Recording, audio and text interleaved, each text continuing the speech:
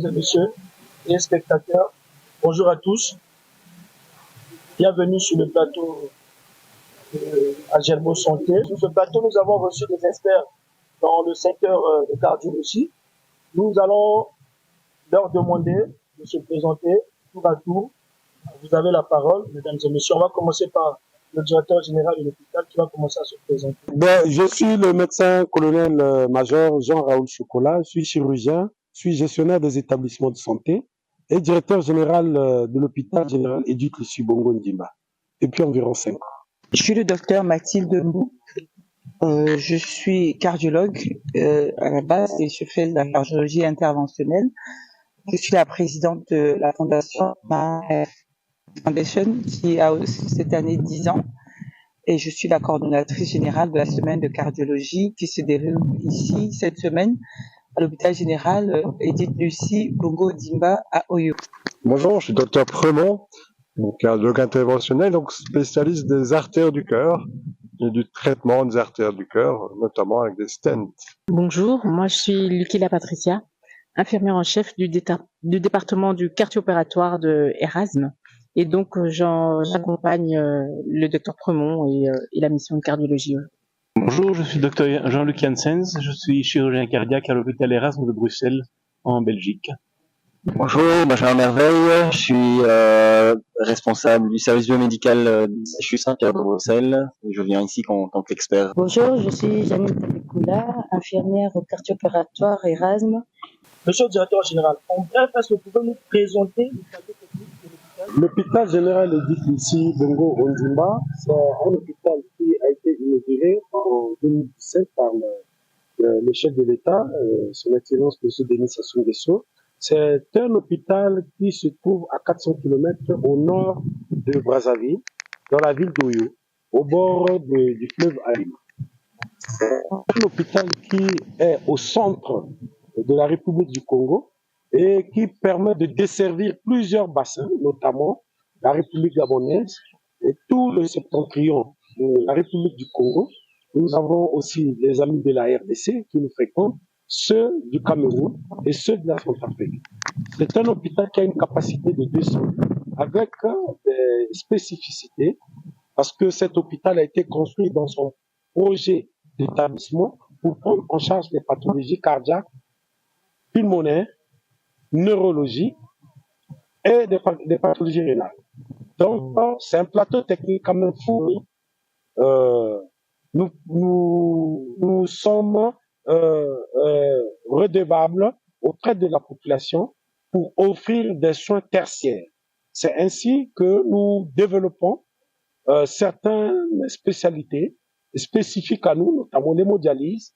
Et aujourd'hui, on s'est réunis pour la coronarographie, qui est une technique qui permet de diagnostiquer et de traiter les pathologies inhérentes aux vaisseaux du cœur, notamment les artères coronaires.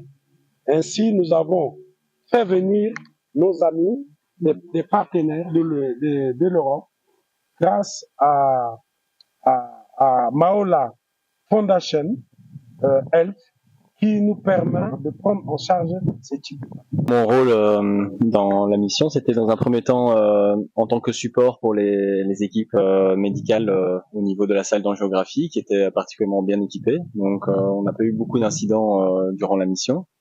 Et mon deuxième rôle, on peut dire, c'est faire une sorte d'audit, faire un audit des installations pour pouvoir un peu voir l'évolution d'un projet vers de la chirurgie cardiaque ou d'autres types de chirurgie et voir un peu les forces, les faiblesses de l'institution actuelle. Moi, mon rôle, c'était de savoir que le patient, c'était le bon patient et qu'il était bien prêt et de l'amener en salle, de le rassurer et de s'assurer que l'infirmière instrumentiste avait tout le matériel pour commencer l'intervention.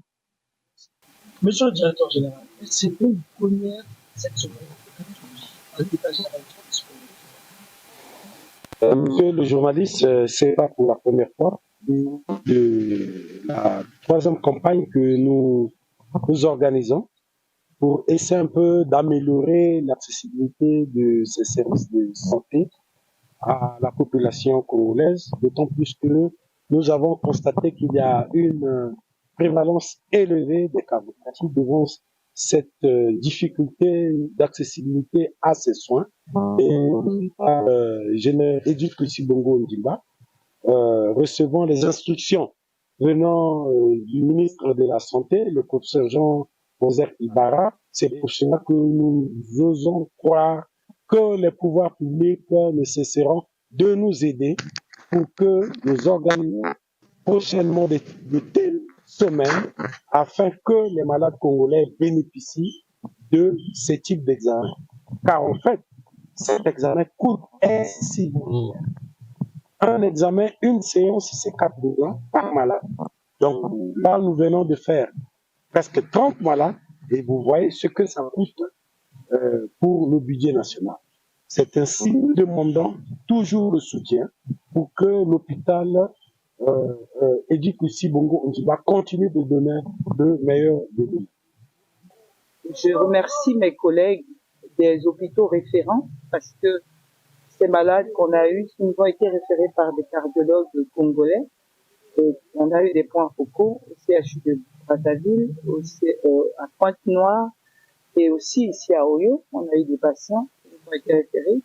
Et pour nous, c'est important parce que le transfert de compétences passe aussi par les interactions des équipes.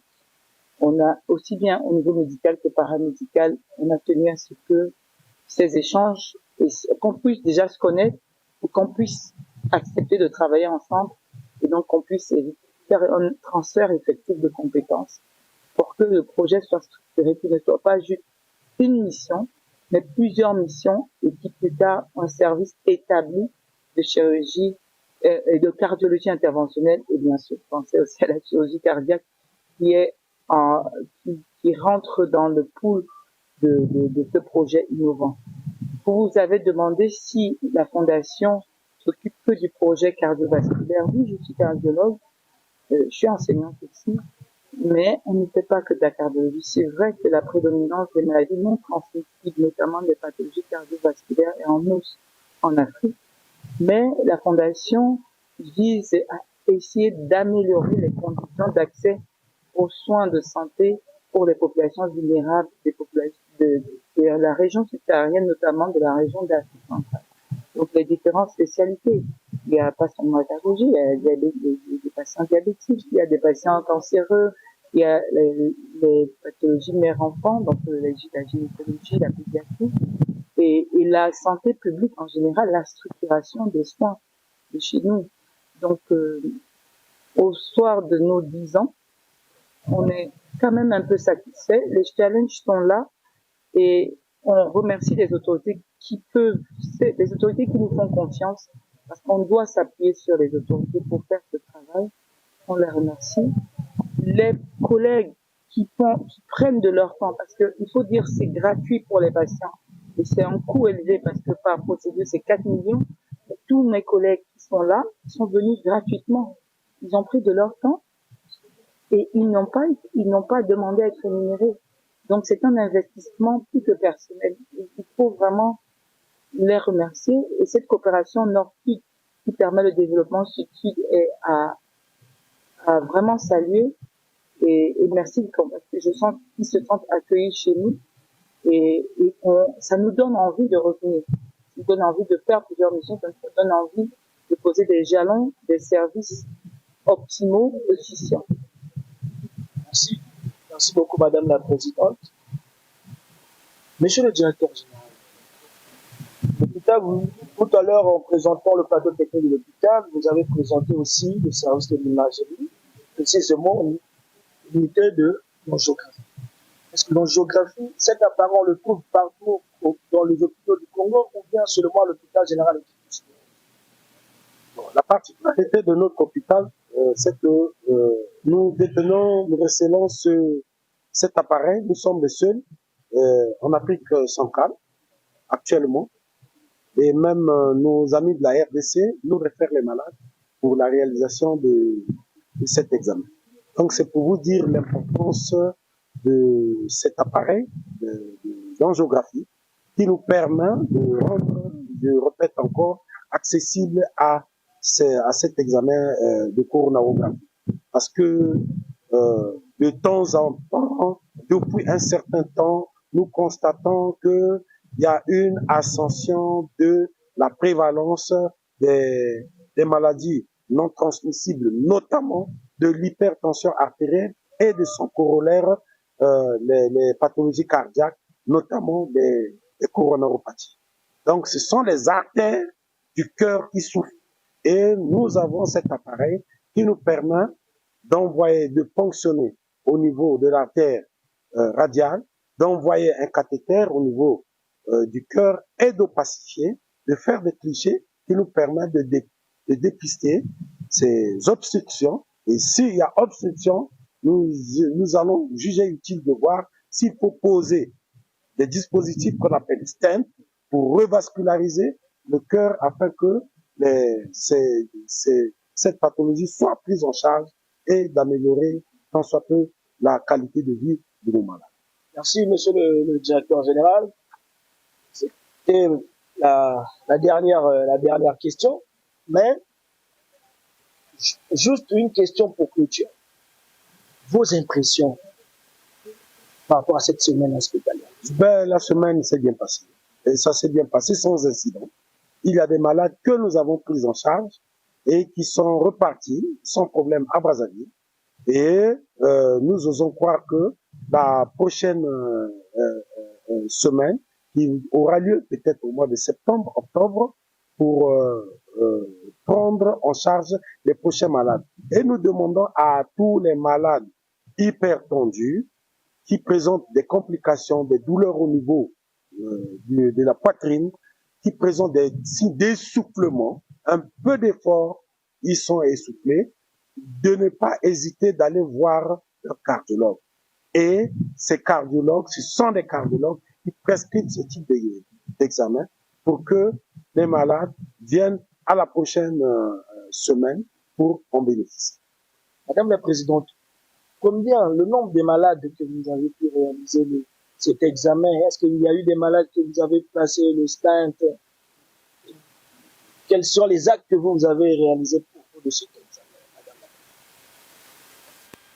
Présidente? C'est un travail d'équipe, donc on ne va pas personnalité, mais nous avons eu au total une trentaine de patients et on a eu des cas qui étaient quand même assez sérieux, donc des patients qui avaient des artères bouchées et donc le pronostic distal était quand même engagé, qui était à risque de refaire des infarctus, c'est-à-dire quand le cœur est, la circulation du cœur est vraiment compromise avec des risques de mort subite. Et ces patients-là ont été identifiés, ont des stents, c'est des parapluies qu'on met dans les artères du cœur pour les ouvrir. On fait une dilatation, on met un ballon pour gonfler, on les ouvre, pour restaurer la circulation et rattraper la partie du cœur qu'on peut rattraper.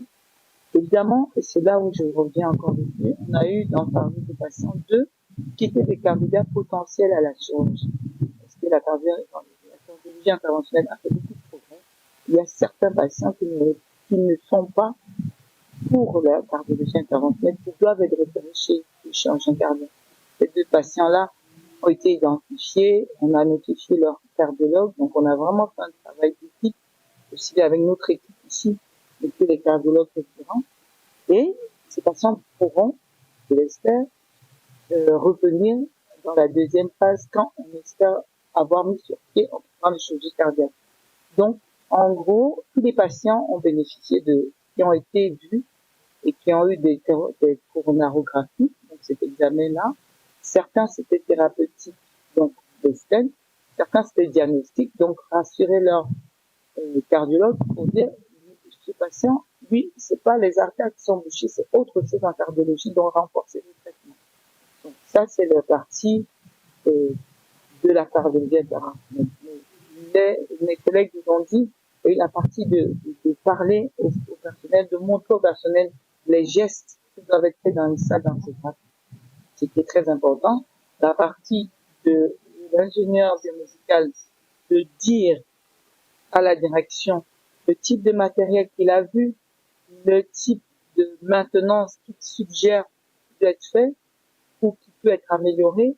Et puis, au final, c'est la prise en charge qu'on voudrait optimiser. Donc, nous sommes très fiers, nous sommes contents. On a travaillé des longues journées, des journées de 10 heures, et on n'a pas eu de complications. Tous les patients sont rentrés sans incident majeur, ce qui pour nous est un succès à 100%. Et nous sommes fiers de l'accueil que vous nous avez donné. Vous avez ouvert les portes de votre hôpital. Vous nous avez fait confiance, monsieur le directeur. Les autorités nous ont fait confiance et nous les remercions vraiment. Et nous avons envie de revenir assez rapidement. Il nous a dit septembre. 6 septembre, on va s'organiser pour pouvoir y être. Donc, merci à tout le monde qui nous a accueillis ici. Merci aux autorités. Et merci aux patients qui nous ont fait. Merci beaucoup, Madame la Présidente. Mesdames et messieurs, téléspectateurs, chers internautes, c'est par ces propos de la Présidente et du Directeur général que nous mettons fin à notre émission. Nous vous remercions et à la prochaine occasion. Merci. Merci.